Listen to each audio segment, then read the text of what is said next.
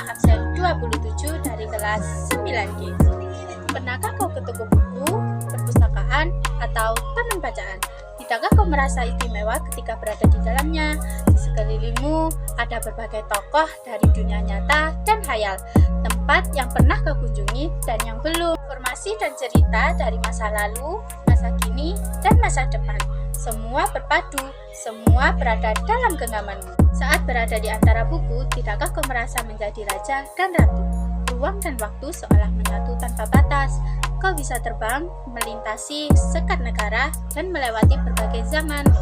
Kau bisa menyelam ke dalam samudra, melayang di angkasa, bercanda dengan aneka satwa, dan berkelana di tengah padatnya kota, juga di rimba raya. Kau tahu, buku adalah jendela dunia, kunci pengetahuan dan kunci wawasan. Muhammad Hatta, sang proklamasi, berkata, "Aku rela di penjara, asalkan bersama buku, karena dengan buku aku bebas." Melalui buku, manusia terbebas dari ketidaktahuan. Tempat-tempat yang dipenuhi buku adalah harapan berkembangnya pengetahuan dan wawasan. Apa jadinya jika kota tanpa buku?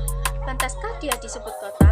Di kota itu, mungkin kabar datang dari sumber lain, dari koran, televisi, atau internet. Mungkin informasi dan cerita datang dari cerita nenek moyang, bagai dongeng-dongeng sebelum tidur.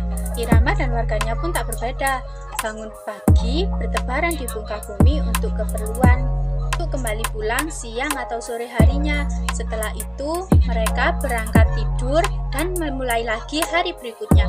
Semua serupa. Di kota itu mungkin ada bangunan bernama perpustakaan. Di dalamnya buku-buku berderet dalam rak yang tak terjamah.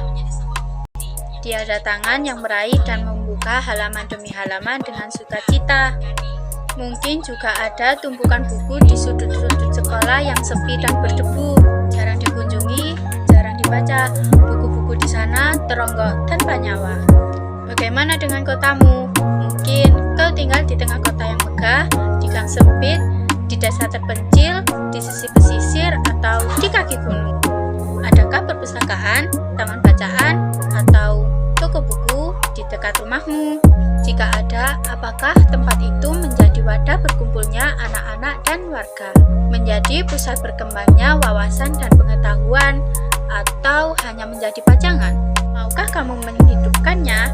Kau bisa mengunjunginya dan mengajak teman-teman membaca dan berbagi cerita di sana.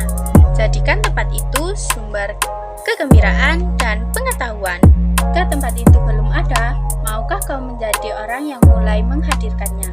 Kau bisa memulainya dari sebuah sudut di teras rumahmu. Ajak teman-temanmu memulai langkah baru. Jangan biarkan waktu berlalu tanpa buku. Siapapun dirimu, tetaplah bersahabat dengan buku. Dia akan menjadi teman setiamu sepanjang waktu. Bye-bye.